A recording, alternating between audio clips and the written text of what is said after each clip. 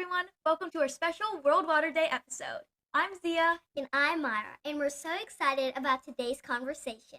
Today, we have a very special guest joining us today, Robert Strand.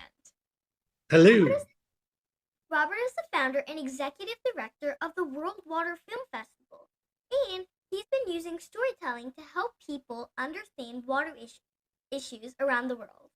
He's worked in creative storytelling for about, 30 years? 30 plus. That's amazing. And now he's focused on water justice, awareness, and global impact.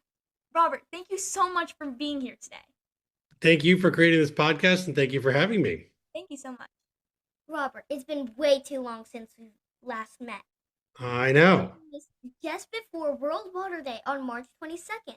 And this year's theme is, drumroll please, gender and water. That's right. So, today we want to talk to you about what this actually means and how young people can be a part of this great solution. Robert, So- are you ready? I am ready. Okay, so let's dive in. All right. So it's a great question and I appreciate it. So imagine if your family and only the girls had to walk a really long way every single day just to bring home water for everyone to drink and to cook with. Like, wouldn't that wouldn't be fair, right? Yeah, that's totally unfair. Yeah. Well, that's actually the reality for millions and millions of girls and women around the world right now today. Not everybody gets to turn on their faucet and have water like right there. Mm-hmm. So gender in water is about making sure that everyone, no matter if you're a girl or a boy or a woman or a man, has the same chance for clean, safe water close to home. And right now, in many countries, women and girls spend hours every day just collecting water, and that's time they could be spending doing schoolwork or playing a sport, chasing their dreams, starting a podcast. Oh, yes. So this year is especially important because the United Nations has made water and gender the theme for World Water Day on March 22nd. And the campaign slogan is where water flows, equality grows, which means that when you fix the water problem, we fix the fairness problem too. So later this year in December, world leaders will be gathering in the United Arab Emirates in Abu Dhabi for the UN Water Conference 2026 to make big decisions about water and the whole planet. And so gender equality is right at the heart of those conversations. That's so powerful. That's really, I love that. So, Robert, what is one thing we really want to talk to you about is how storytelling inspired you to start the World Water Film Festival. So how the World Water Film Festival started, I was inspired by a teacher of mine. I had studied a specific type of acting for a long time with a wonderful, wonderful professor. And in 2021, I was studying with her and she was diagnosed with cancer. And it was a terminal illness and she chose not to do treatment. And before she died, she created a video message for her students saying, I've done everything in my life I've wanted to do. So my death will not be a complete tragedy. So because I've done everything, I want you to have that option too. So don't leave this earth not doing what you believe in, what you're passionate about, and put your acting skills to good use. Yes, of course.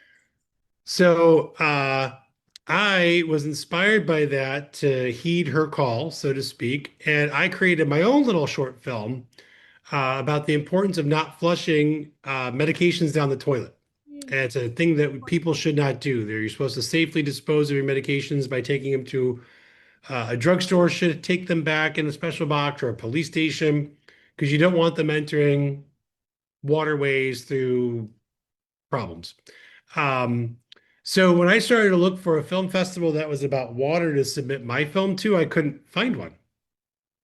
And at that time, I learned that about 10,000 people were coming to New York City for a water conference. Yeah. And then if that many people were interested in water, I couldn't have been the only person that made a film about water. So I thought, based on World Water Day, I would create the World Water Film Festival. That is And really interesting. so as fate would have it, the time that we launched, We were able to get Columbia's Climate School, the building that you came to visit our event in, to serve as our host. Yes, Um, and what I've learned is that stories are like a superpower, they are. right? So uh, if you take an experience of somebody somehow, um, somewhere in the world, and you can help them feel what someone else is feeling, not just understanding, but really feeling, um, that will really motivate people to take action. You Yeah. know, it's one thing to read a report or, read something in a book, but when you see a story and you can feel it, there's a gentleman, his name is Henk Ovink, and he was a special envoy from the Dutch government that created the 2023 UN Water Conference. And he came to speak at our event, and he said that film takes all these ideas of the mind up here and you bring them to the heart. And if you Yeah. reach the heart, you're going to get people's feet and hands in action for Yep, water. that's definitely the most important part. Yeah. So if I told you, for example, that 2 billion people don't have clean water, like that's a big number, Hmm. it's kind of hard to feel that. But if I tell you about a specific girl, and say that her name is Amara, and she wakes up every morning at 4 in the morning and has to walk 2 hours in the dark just to reach a muddy river to fill a jug of water, carry it 2 hours back home before she goes to school. Suddenly you can kind of feel Hmm. that that's an important I story. know it shows the emotion of Yeah, it really does.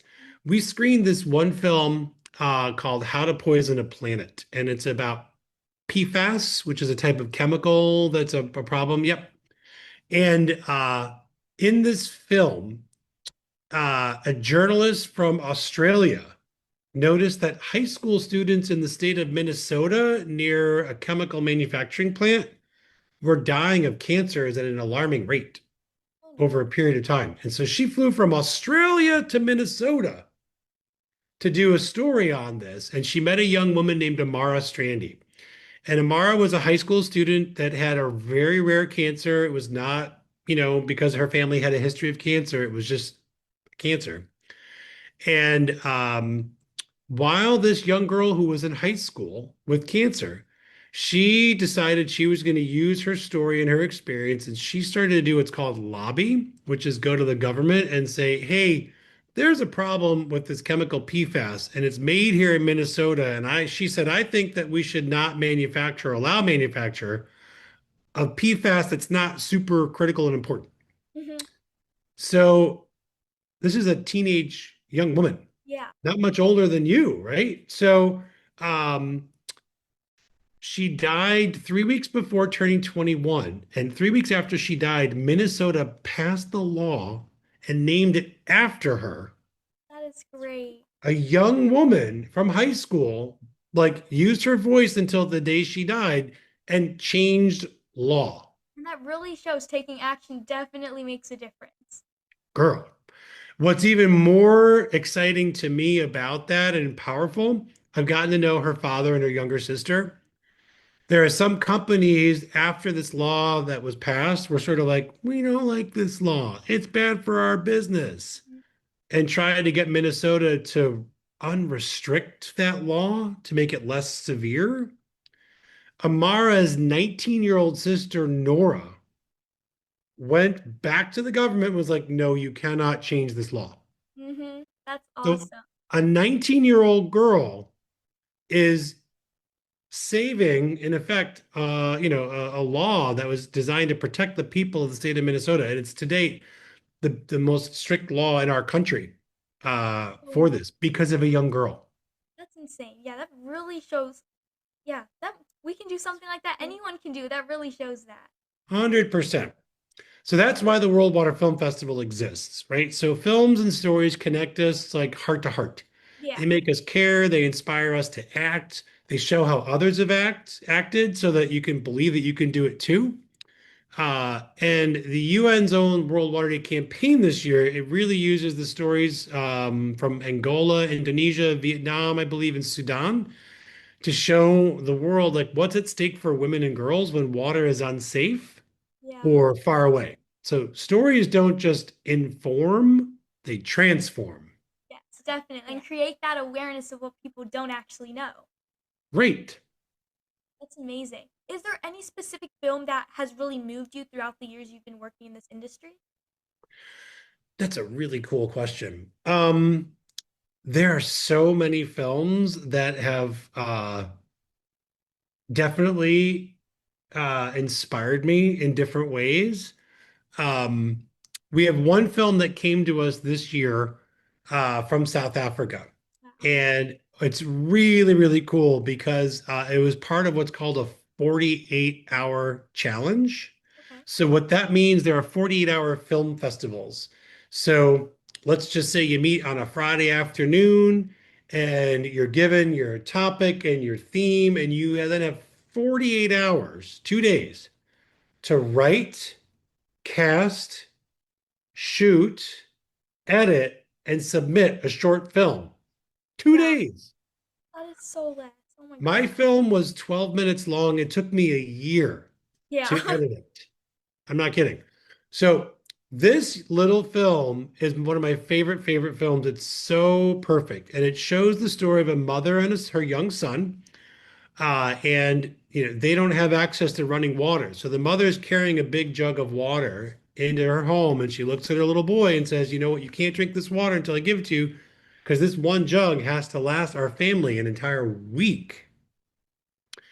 That's so So the little boy says, "Okay," and then the mother turns away, and then she turns back around. The little boy's holding a cup of water, sipping the water, and she's like, "Where'd you get that water?"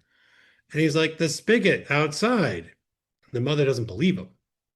So they go outside, and the son shows the mother their spigot has started to work. wow. So the mother's like, "Don't tell anyone. We have to conserve and save this water, right?"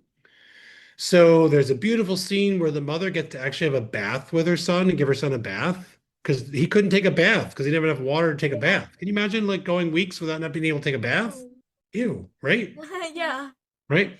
So, really sweet story. Then the next day, the movie shows the little boy walking to school with his mom, and he sneaks a little bottle of water out and gives it to his friends for a drink. And then they continue to walk, and he sees a thirsty looking man, and he shares the water with the thirsty man. And the mother then asks the boy, "Well, why do you keep doing that?" And the little boy says, "It just feels good to help people." That's so Yeah. heartfelt. Oh. So the next day, the mother's letting her neighbors line up to share the water, and that's the whole movie. And it's the voice of a little boy Hmm. that is telling us crazy adults, reminding us it feels good to help people. You're Yeah. right. It's good to share our resources, but the whole point is to conserve that and actually use it in the right way. 100%. I love that. And stories really do connect us, don't they?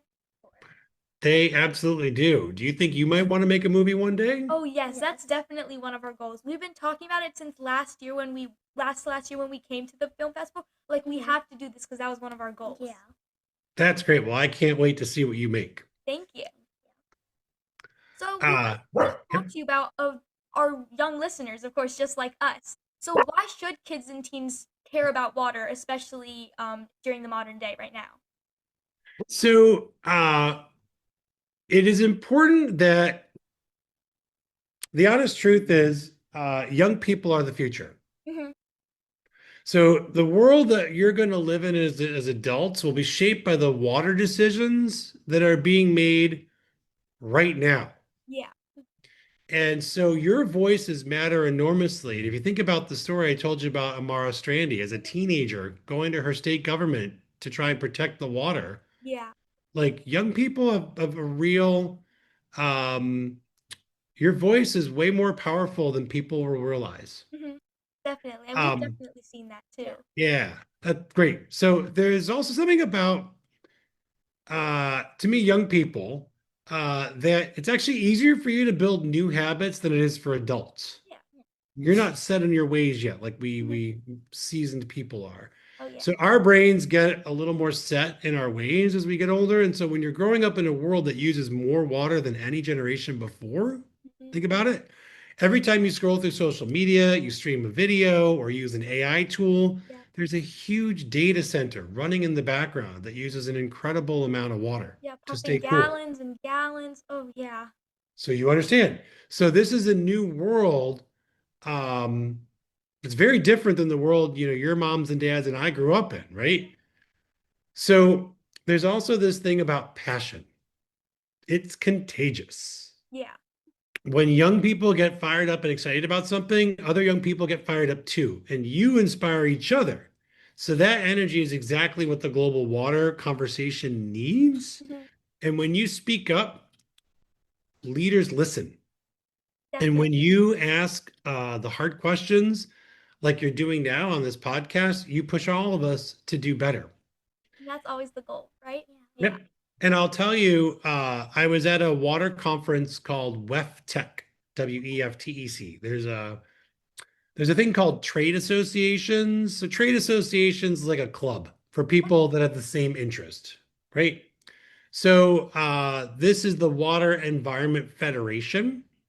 They have a big conference every year that gets like 20,000 people that come together. And so I was at the last WEF conference, and it was in Chicago, and I showed that film from South Africa. That's great. And a water leader came up to me afterwards and was so moved by that message of that little boy. He said, that 7-minute film tells me more than so many documentaries about different stories or meetings that I've been at on why we need to protect water from pollution over Yes. exploitation. Yeah. It's showing like the true passion and true like awareness throughout that. Yeah. 100%. I love I that. love that. So you keep pushing us all adults to do better. Oh yes, we will. We got that. Good. What's one simple thing kids can do this week to help? So I love that question. My favorite action is also the simplest, and it's just tell a story.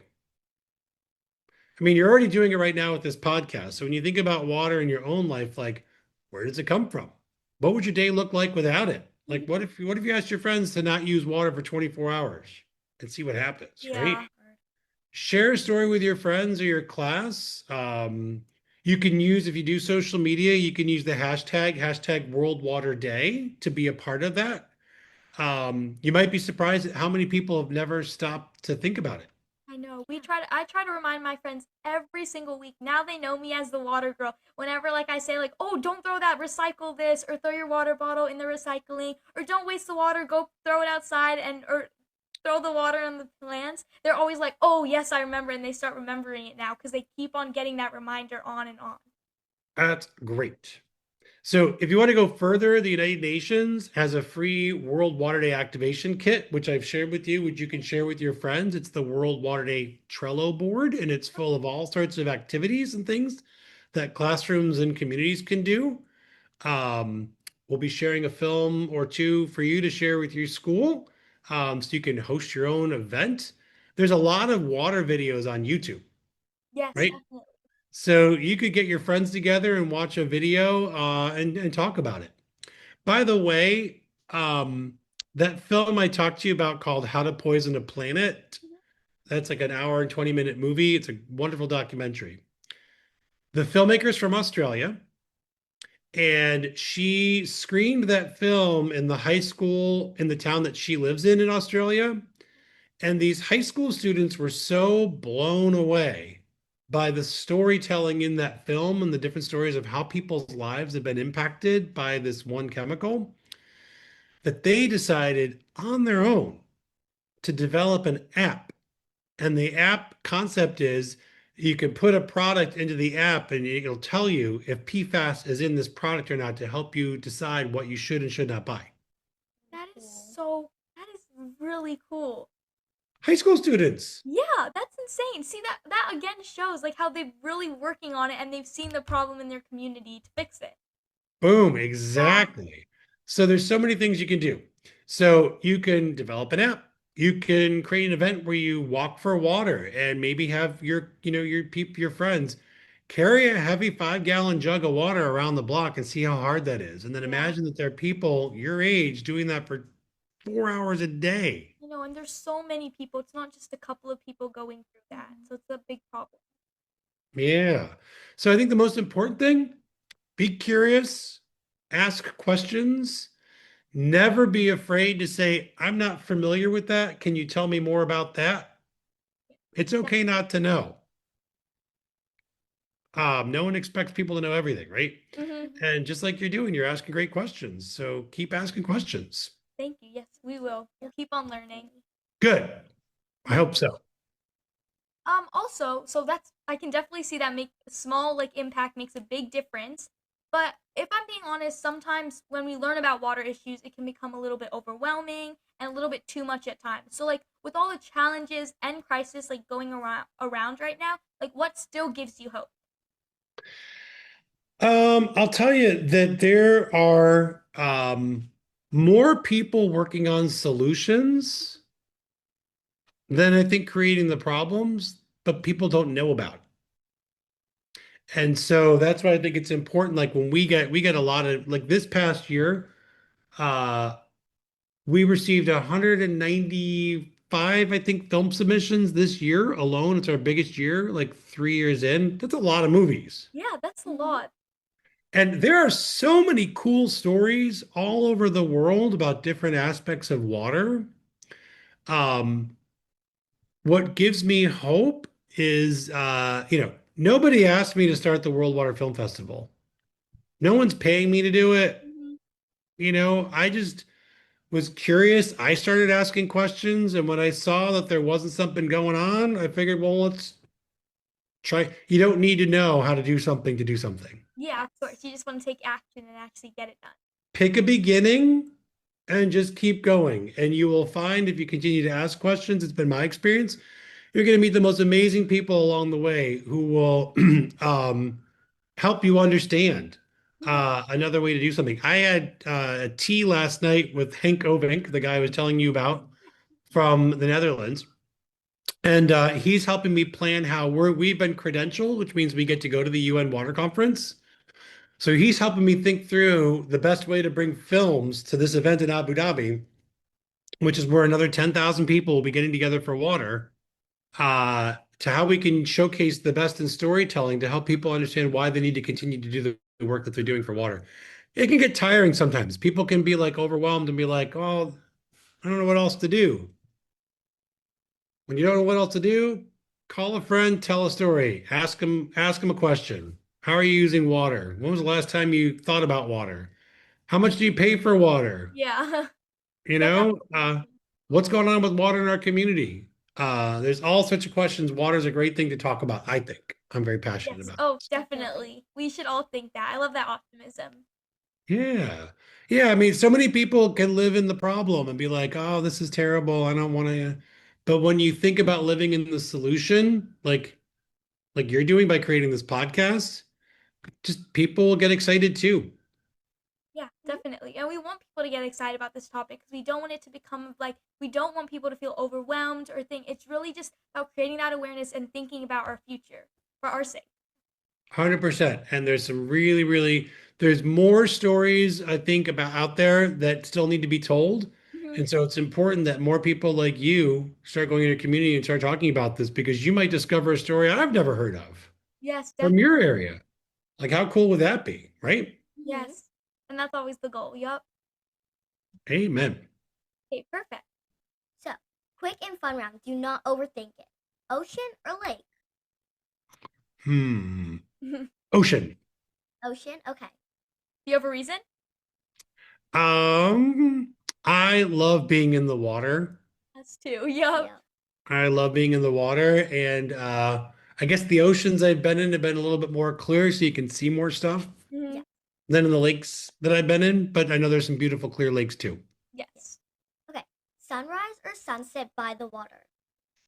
I'm gonna say sunset. Me Sunset. too. We Same. love sunsets. Oh my god. Every place we go, we'll look for a nice, pretty sunset. Yeah. Amen. I like that. Love that. Another word for water? Have another word? Oh, EAU. That's the French word for O or for water. Oh. Oh, There's an organization. This is really fun. So I like, do you know what a pun is? yeah. All right. So I love to pun. I love Okay. puns. I love bad wordplay. I love making people roll their eyes at a bad pun.